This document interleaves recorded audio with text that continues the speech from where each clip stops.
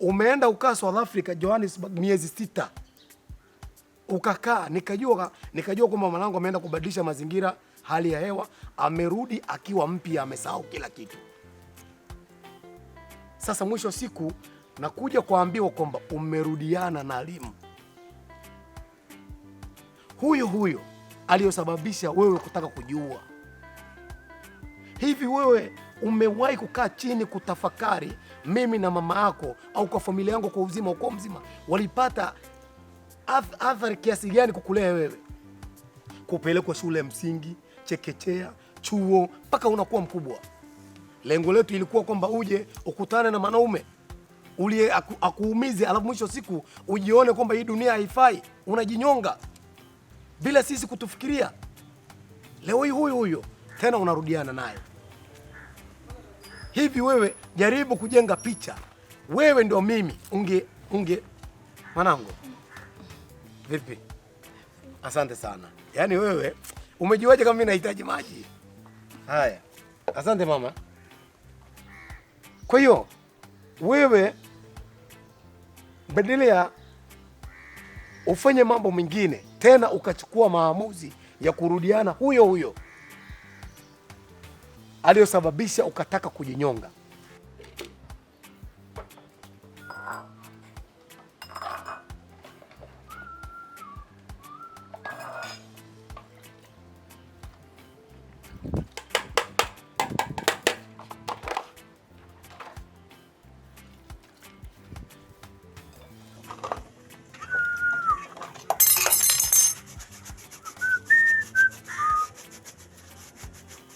Pende mwenzio kama unavyojipenda, chukia nini haitakusaidia lolote. Pende mwenzio kama unavyojipenda, chukia nini haitakusaidia lolote.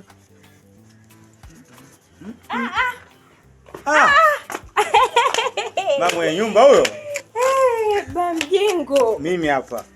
Sina baya. Aya baba. Kule umeona umesaidia kuosha vyombo mume wangu. Unajua hizi kazi za kusaidiana. Umetoka kazini mke wangu umechelewa. Sasa mimi nisubiri hapa nikusubiri kwa sababu eti umechelewa, haiwezekani. Naosha vyombo ukija nafanya jambo lingine. Maisha kusaidiana. Kweli jamani. Sasa kumbe. Vipi lakini umeshindaje? Mimi nimeshinda salama. Uko poa? Kabisa.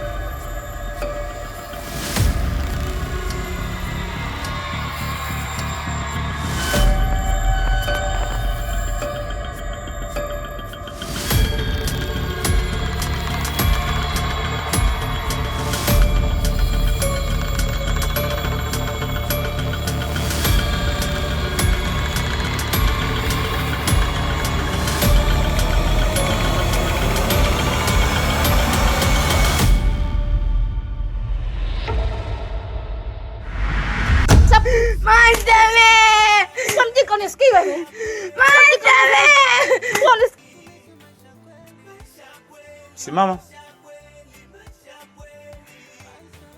Iwe. Maandale. Wewe unataka kiasi gani wewe? Wakosa kunisikia mimi? Nani ongea? Chuchuma. Simama tena. Niongeaje? Ndame mama. Unataka kiasi gani? Pumbavu. Yaani kuanzia leo iwe mwanzo, yaani sitaongea tena. Chuchuma tena. Simama juu. Nisipokona kwenda shule hapa iwe mwanzo na mwisho. Wakurudi usiku wewe, wakuzulula wewe. Waone vijana wenzio wote huko wanafanya kazi kwao, mimi nihangaike nikutafutie. Wewe mtoto kiasi gani? Nimechoka wewe. Unisikie mtoto. Wewe mtoto. Vuta picha au hisia. Yaani wewe ndio sisi wazazi wako. Umeshaelewa? Wewe ndio mzazi wetu, sisi ndio mtoto wako. Alafu umetulea, umechoka, umetumia gharama kubwa. Mwisho wa siku, yani tumemaliza shule, kila kitu. Unatarajia mzazi wewe tuje tuungane na wewe tusaidie familia na mimi niendeleze familia. Alafu kesho kutwa anafanya upumbavu kwa ajili ya mapenzi, tuna mahaba. Mtu kanikoroga, kanivuruga, nataka kunyinyonga bila kukufikiria wewe. Umesurvive kiasi gani kwa ajili yangu? Ungejisikiaje? Hauna majibu kwa sababu bado wewe ni mtoto mdogo, kinachokusukuma zaidi ni muhemko. Haya, hebu uniambie. Huyo Rim umerudiana naye?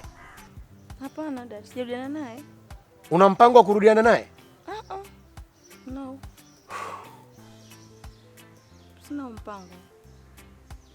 Kwanza kama hilo unalosema ni kweli, nimefurahi sana kusikia. Maana hapa duniani kila mzazi anapokuwa anamlea mtoto wake ana malengo naye. Hatupendi kuona watoto wetu wanaenda ndivyo sivyo. Kwa hiyo usinione mimi nakuwa mkali na kufuatilia na kuchunguza, hapana. Na kujali kwa sababu wewe ni maisha yangu. Wewe sasa hivi umekuwa mkubwa, mimi nimekuwa mzee. Hivi leo wewe ukipoteza maisha kizembe au dira yako maisha ikipotea, mimi nitakuwa mgeni wa nani?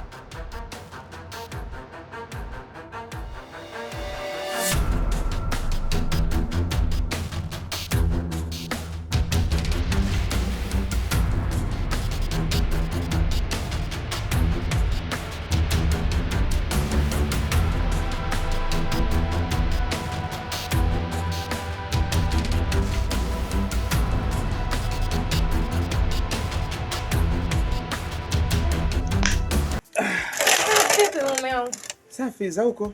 Nzuri, umeshindaje? Mimi nashukuru nimeshinda salama kabisa. Za kazini? Nzuri mume wangu, nimechoka. Pole sana. Asante. Unakuwa umechoka mke wangu. Pole sana. Mume wangu. Hivi jana jioni kuna mtu ulikuwa unagombana naye ama nilikuwa naota? Maana nilikuwa usingizini na nilikuwa nimechoka kweli jana. Na nilisahau kuuliza vile ulipokuja kitandani. Kuna kidudu mtu mmoja hivi. Nani tena? Si yule Winnie. Amefanya nini? Bora hata angefanya tungejua moja.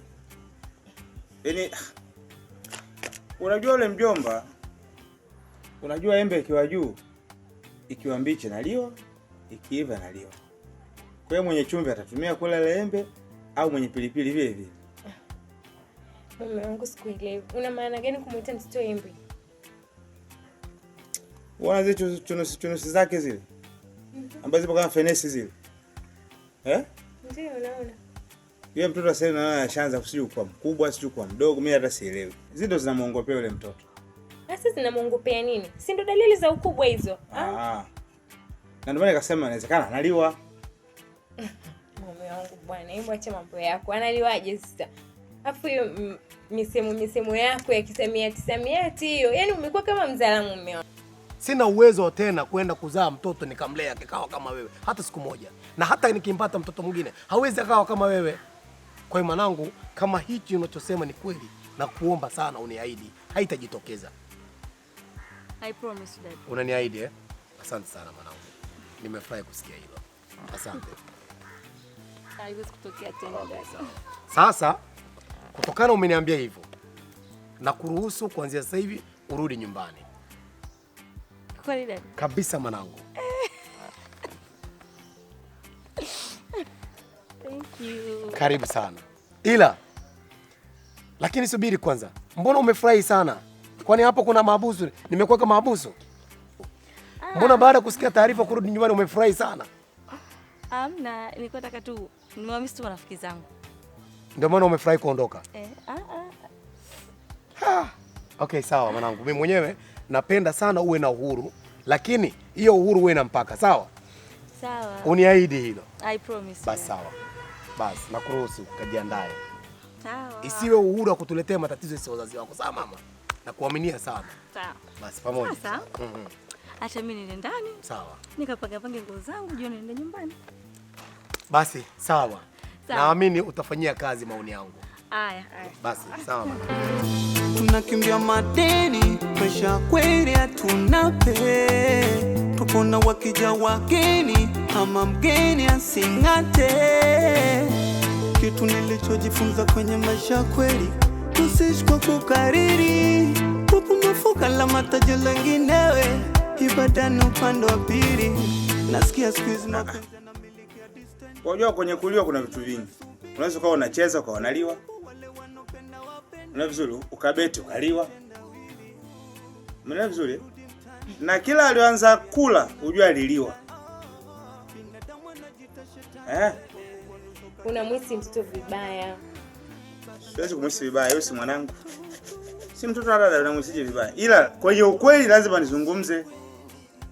Kwa mbona sio kwamba hapa naliwa? Sina wewe. Mungu nimechoka mimi, nje nauma alafu. Mimi niliyajua haya. Sawa? Na ndio maana nimeanza kuosha vyombo hapa, najua kabisa mke wangu kirudi sasa utakuwa umechoka. Sawa? Lakini chakula kiko wapi? Kiko ndani. Maana nakupendaga mbaba wangu. Mama wangu huna baya, mama mwenye nyumba. Naomba uje uniogeshe. Kuogesha? Ndio.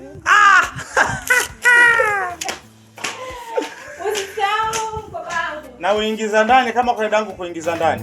Maisha kweli, maisha kweli, maisha kweli.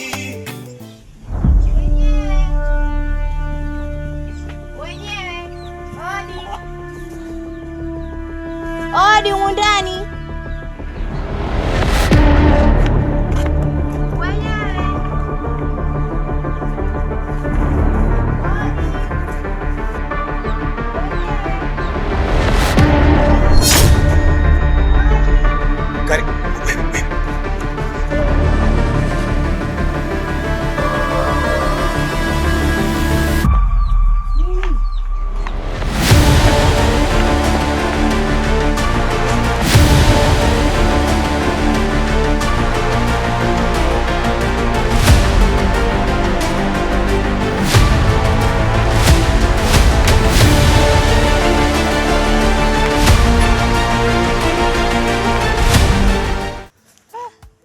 Mbona hai tena?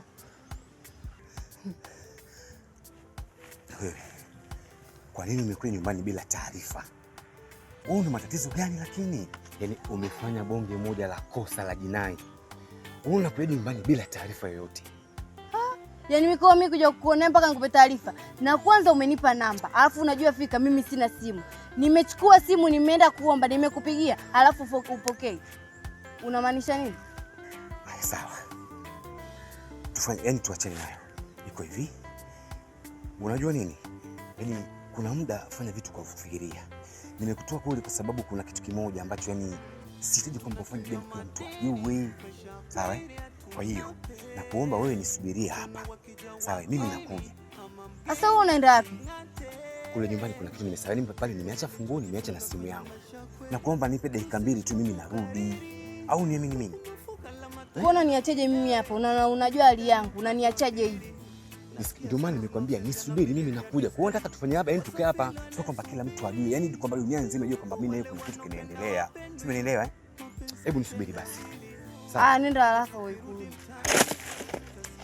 Usielewe bwana.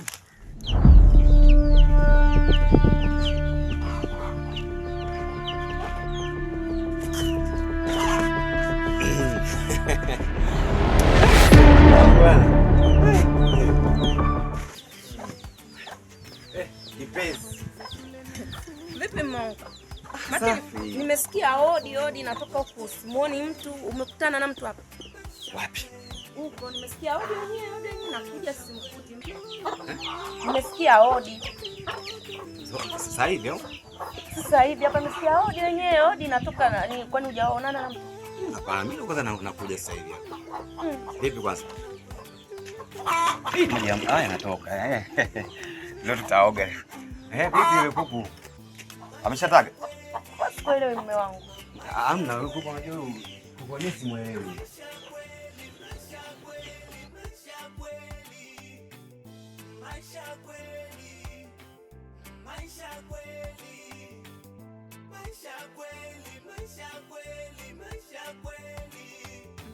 Kuna watu wanaiba ili wapate pesa, na wazazi wanawapa pressure, manunuzi makubwa kwenda kwa sadalili kushesha, pinde wamekukwamisha. Mtoto kutembea na mkubwa sishangae, kama mtu kibora chane na ulezi penzi kama jimu mkatae, kichwa ndimu tunaishi naye, kulogeli na ndimasha kweli, wanajikilimu wa kweli, skani tutuliza na leli, tunajazana kama fishi feli, lafu kirudi mtani tasikia heti na TV ndani. Nasema hivi, mimi sio kama nimeshindwa kumlea huyu mtoto.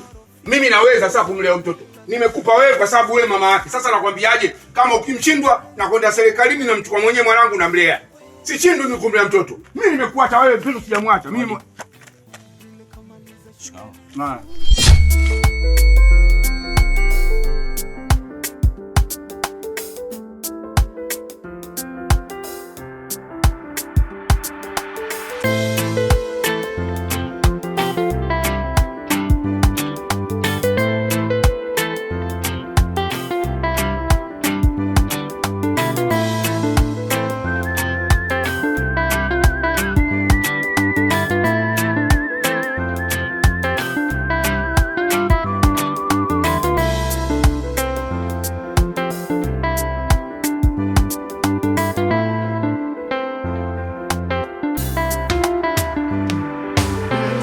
tunakimbia madeni, maisha kweli hatunape, tupona wakija wageni, ama mgeni asing'ate. Kitu nilichojifunza kwenye maisha kweli, usiishi kwa kukariri, wapo mafuka la matajiri wenginewe, ibadani upande wa pili. Nasikia siku hizi mapenzi yanamiliki ya distance, wasafiri wanasubiri, pia wapo wale wanopenda wapendwi, mapenzi kitendawili, lafu kirudi mtani tasikia heti na TV ndani, binadamu anajita shetani, wanusoka jera na rofia ndani, baba na kongea sigara kwa mtoto, kwa kweli changamoto maisha kweli na kosha sheri, Yule kamaliza shule ni msutu, anaokota makopo. Yote heri, maisha kweli, maisha kweli. Nuru mwanzo ilipoteleza, najiongeza, najiongeza. Maisha kweli, nuru mwanzo ilipoweza, najiongeza, najipongeza. Maisha kweli, maisha kweli, maisha kweli, maisha kweli, maisha kweli, maisha kweli, maisha kweli, maisha kweli, maisha kweli, maisha kweli. Kuna watu wanaiba ila pate pesa, na wazazi wanawapa pressure. Manunuzi makubwa kwenda kwa sadalili kushesha, pinde amekukwamisha. Mtoto kutembea na mkubwa sishangae, kama mtaki bora chane na ulezi penzi kama jimu mkatae. Kichwa ndimu tunaishi naye, ulogele na ndi maisha kweli. Wanajikilimu wa ukweli, skani tuatuliza na leli, tunajazana kama fishi feli. Lafu kirudi mtani, tasikia heti na TV ndani. Binadamu anajita shetani, wako walotoka jera na rofia ndani. Bata na konga sigara kwa mtoto, kwa kweli changamoto. Maisha kweli, na kosha sheni. Yule kamaliza shule ni msutu,